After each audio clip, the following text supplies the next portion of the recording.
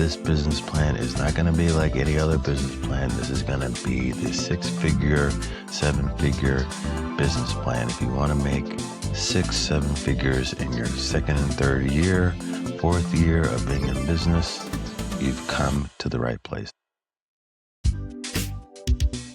Hello and welcome to Curington Now, hosted by none other than myself, RJ Curington, at Curington Law, a real estate planning and business law attorney in multiple states. This show is about how to build your business and how to do so mindfully, and how to build and protect your wealth in the realm of real estate, business, estate planning, law, and ways that you can build mindfully. Okay, so today's topic is going to be a follow-up of what we talked about in a prior podcast, the first step of building your business. And that is, pause, wait for it, building a business plan. And this business plan is not going to be like any other business plan. This is going to be the 6-figure, 7-figure business plan. If you want to make 6-7 figures in your second and third year, fourth year of being in business, you've come to the right place. So that's how we're going to break it down.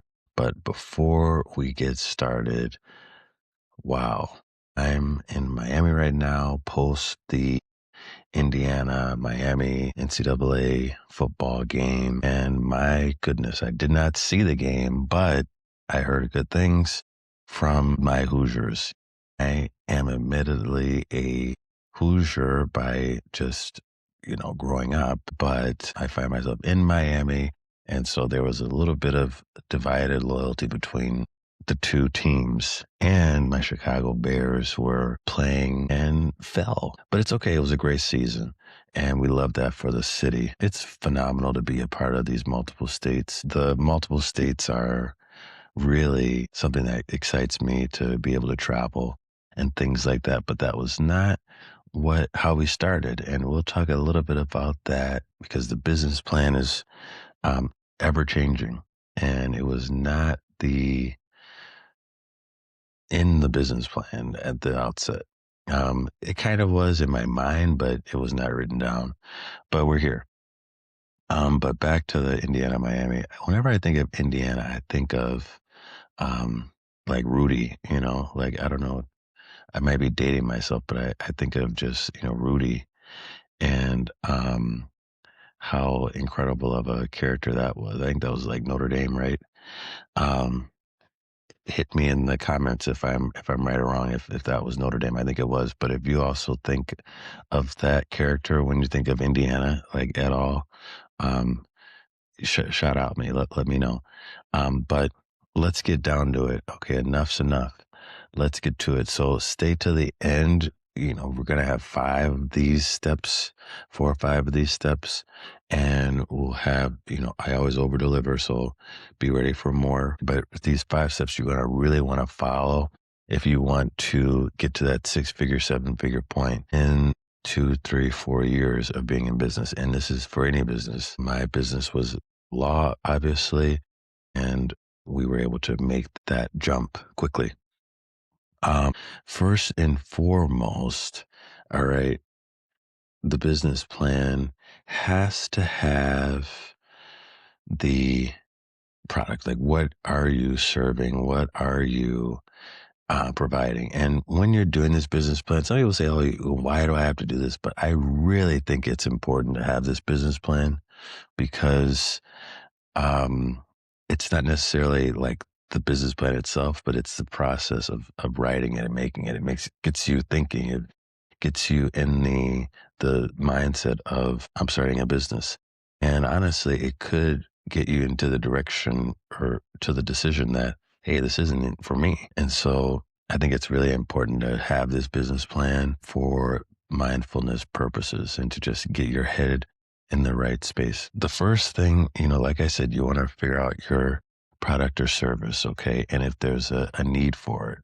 Okay, if you're say a vegan restaurant, okay, or vegan cupcake shop, that's just the first thing that comes to mind. And that vegan cupcake shop is in a place that doesn't sell vegan cupcakes, then you've hit the mark. You found a niche, and that niche is profitable. It'll be profitable because there's no one else doing it. There's a lot of competition, and there's a need. Obviously, people that may not be able to eat certain foods.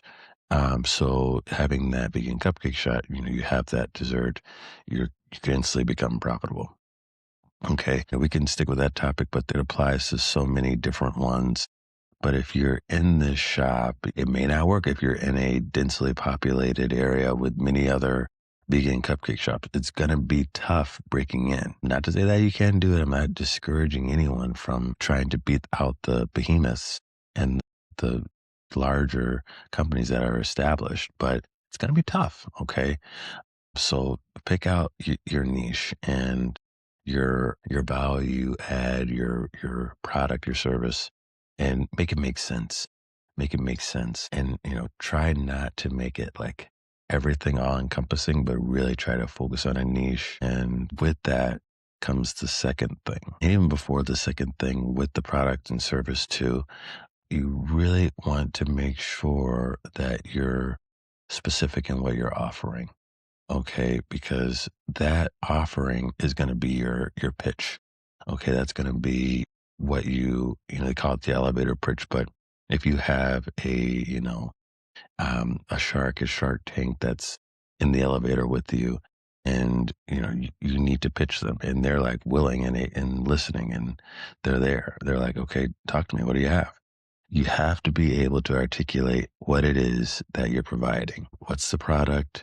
What's the service? And how it adds value to the end user. With my law firm, I use my elevator pitch just being very, very simple, like a one-liner.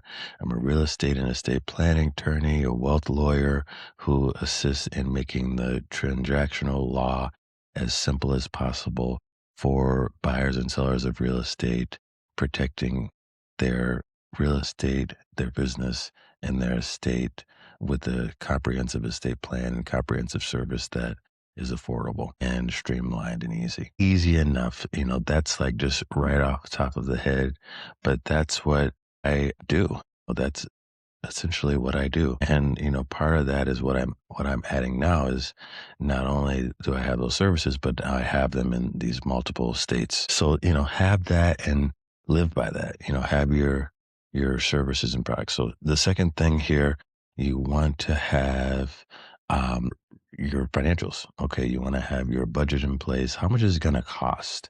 How much is this going to cost you?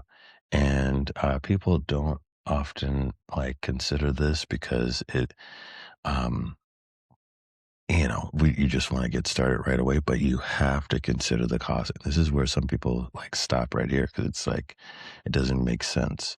But your cost structure is going to be very important because we go back to the cupcakes. If you have the cupcakes and you have like the startup cost of like 1,000, and like you have 1,000 in capital, okay, you need to see how much do you need to buy, to get started.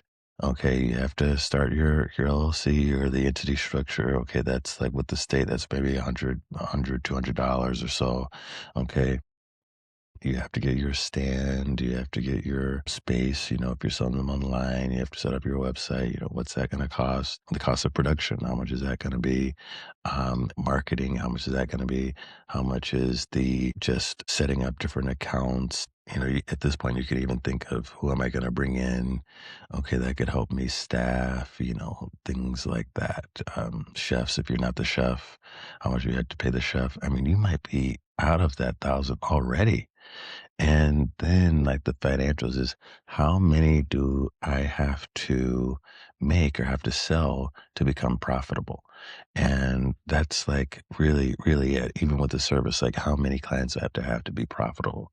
And this is what I did at the outset. I really just sat and drew up what this needs to be worth it. And admittedly, I did that a little bit later because I didn't really think it was that important. I was just less like spend more money to make more money, but that's not a good longevity mindset. And so I drew on a piece of paper, it was an addendum basically to the business plan of what do I need to cut? What things do I need to stop spending to make a profit? What are things that I don't need? Software or things like that. I didn't need software that was costing, a lot per month. And so I just did that, doing the math. You have to kind of get into math again. If math isn't your thing, you have to make it your thing because it's simple math. Like how much you have to make this year to get the salary that you want, how many clients you have to have per month to cash flow and things like that to really make this thing profitable. And I will say, when you're writing your business plan, you're drawing up the financials and how much you anticipate making. Okay, be realistic. I mean, have lofty goals of how much you want to make, but honestly, it takes years, like 2, 3, 4, even maybe 5 years to really become like that 6-figure, 7-figure angle. But you will get there if you stay with it, stick with it. We'll get to that in a little bit. But in your financial plan, you really just want to see what numbers you need to be profitable in the first year. Excuse me. Be profitable in the first year means like, what are you going to do to move the needle for the business? Okay. And the third one here is how are you going to market it? Okay. The marketing with it. Are you going to post on social media, Facebook, LinkedIn? Who are you targeting? What are you targeting? What are some of the slogans and things that you're going to say? What are some of your the target demographic that you're reaching out to?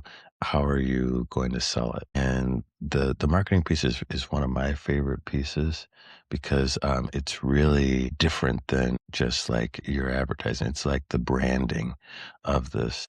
And you can get really deep into the psychology of this portion, but the psychology of it is like blue. Like my logo was blue, and it was like, this is what's going to be more approachable. This is what's going to make people feel like they can walk into the office and feel, at home. At home, green is like for, a bit more earthy and, more greenery, things like that, and more environmental. Red is like, kind of cautious. You're cautious with that red. So we really I played around with a lot of different colors, but landed on that blue and light blue to make that something that was approachable and that related to the clients that I wanted to reach. Black would be like, sleek, and white would be more, pure and things like that. So keep that in mind. That's like a marketing psychology tip. So those are three right there. And so, you already probably are thinking like, I can get, I can be dangerous. I have enough to be dangerous here. But that's not enough here. You have to also think about the fourth item. And the fourth item is how are you going to scale? Okay. What's the end goal? What's the end goal that you're trying to reach? If you're scaling the business, do you have to add people? Are you going to add employees? Are you going to add labor to the business? Do you have partners? How are you going to split profits? Things like that. That gets more into the operational aspect of it.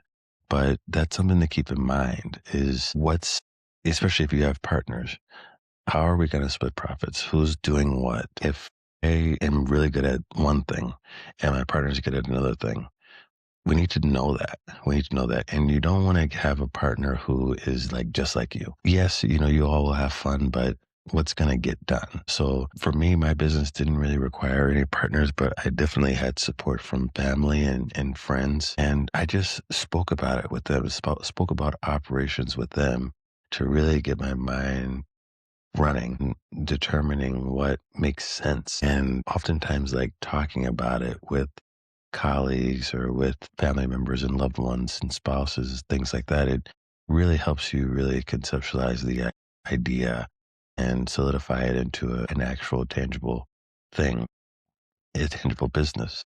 And so that's what I think is vitally important. Now, there is something to be said about that. Like, not everyone's going to be really happy about you wanting to go off on your own and have a business. Some people are not as happy or generous because they see you doing big things and they're going to, obviously want to do that too. Don't let negativity come in the way at all. Okay.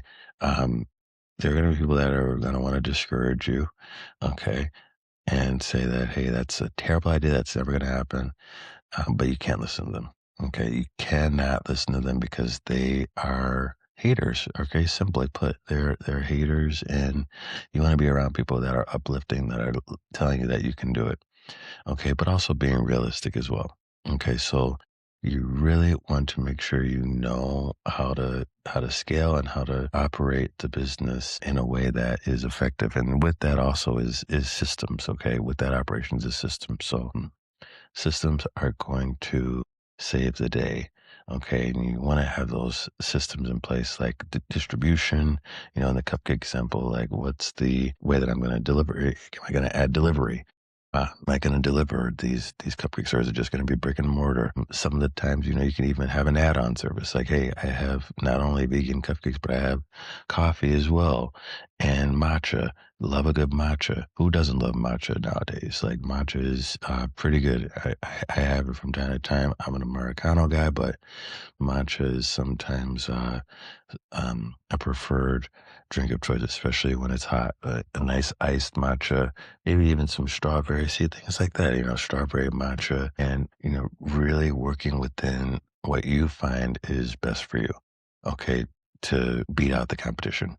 Which leads to the fifth one, okay, competition, okay. And this kind of goes with products and services and what you're offering, but the competition is there, okay, and your pricing. So competition pricing, kind of the same sphere. So what's the competition pricing? Okay, and this goes with scale too, but they all kind of go together. But pricing and the structure here, okay, is really having a price that is competitive. Okay, if you're that vegan shop, you're not going to want to price at the same level as the competition. Okay, the same level of competition that's like better and been around for a lot longer. Okay, if you're the only one there, okay, you it's a wild, wild west. You can price whatever you want. But if you're competing with another conglomerate, you can price at the same, but you better be sure that you have to offer something else. You have to offer the coffee, you have to offer croissants, whatever. So, keep that in mind. And also when you're pricing as well, seeing if there's an advantage, seeing if there is a niche market for, if I can make these cupcakes at a lower price, maybe I have room to have a sort of a volume game. Like if I do more, then I'll make more. It's because they're not as costly. So overhead is really something to consider. And that's with the price structure as well. Just figuring out how much you're spending overhead. You don't want to spend so much. I'll say if you don't need an office space, if you don't need a physical location, don't get one right away. It's not needed anymore. And that's for some of the services.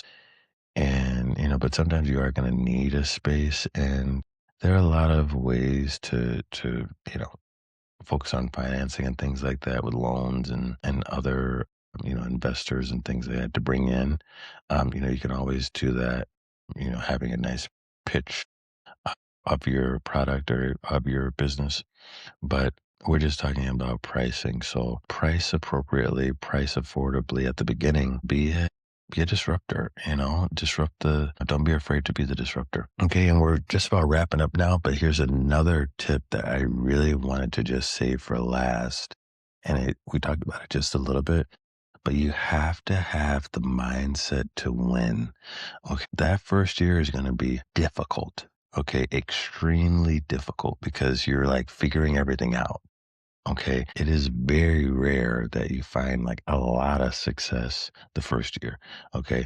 The first year is really about learning. Like think about it as like you're in school. Okay. And you're just learning the ropes. Okay. Get a mentor that's going to help you, or like read a lot about the topic and just have the mindset of like, I'm learning. I'm not getting discouraged. I'm staying positive. I'm taking everything as a learning experience. But have reserves. So with that mindset, have a reserve that's going to keep you confident, like having money set aside to know that, hey, I have 3 to 6 months of savings in case this does go belly up, if it doesn't happen. When you're thinking of, oh, this is like tough right now, I encourage you to keep on going, really like the people that have the craziest ideas, okay, those often happen. Those that don't, I mean, they still make it too, but not as often. So you'll like see a lot of different things of like, oh my God, that idea actually worked. Why not you? Why not you? Have that mentality. Why not you? Similar to Indiana, like bringing it back to Indiana. Shout out to the Hoosiers. Okay, this was your year. Congratulations. Would love everyone to have that mindset. It's like, okay, we've had some bad years, like the worst winning, or I guess can you say the best losing, but like the highest losing percentage ever, like in history for a collegiate football team. They won a championship, 16-0, 17-0. Like it's a Cinderella story. I mean, it really is. It's incredible to see, and a lot of lessons can be implemented from that story there. But why not you? Why can't you be in Indiana? Okay, like those failures, okay, or those like small losses add up, and you really want to like lose and fail as much as possible because that's where the growth happens. Okay, I was reading a book of Stephen Bartlett. You want to be the person that fails the most because that's the person who's the most successful. Okay, because they've learned from every failure. Okay, and that goes back with mindset. Okay, the mindset has to be, I'm winning, okay, and I'm learning. Okay, so that really wraps it up. If there was anything else in the comments, okay, that's where you go. Okay, let me know if there was anything else that you think could be added to this business plan. This is just a general like 5, 6, 7. So, just a summary. You want to have your product service. You want to have your marketing plan. Okay. You want to have your systems in place. Okay. You want to have your operations. Okay. You want to have your pricing and you want to know the competition and you want to have the right mindset. Okay. All right. You're winning. Once you have that business plan, it may be something where you're like, okay, I need to wait a little bit longer. I need to wait a year. I need to wait, a couple of years so I build up my reserves. I need to be more intentional. Maybe it's not the right time. Maybe I need to keep the job that I have and then eventually get there once I hit this point. But if you're ready to go, hey, we're here for you at Curington Law to help you get started with your business. So, reach out to me at Curington Now on our Instagram page or on LinkedIn or Facebook or Instagram. Not on Facebook, but Instagram for sure, RJ Curington Esquire, and we can get you started. Okay. So hope this was of value to you. If you want more quality content like this and you want more information, like and subscribe. Subscribe and like and like. Subscribe and subscribe. All right. So that we can get you the content that you would like. All right. Now, full disclaimer. This is not legal advice. This is not creating a client-lawyer relationship whatsoever. This is general information that we're using to help you and to motivate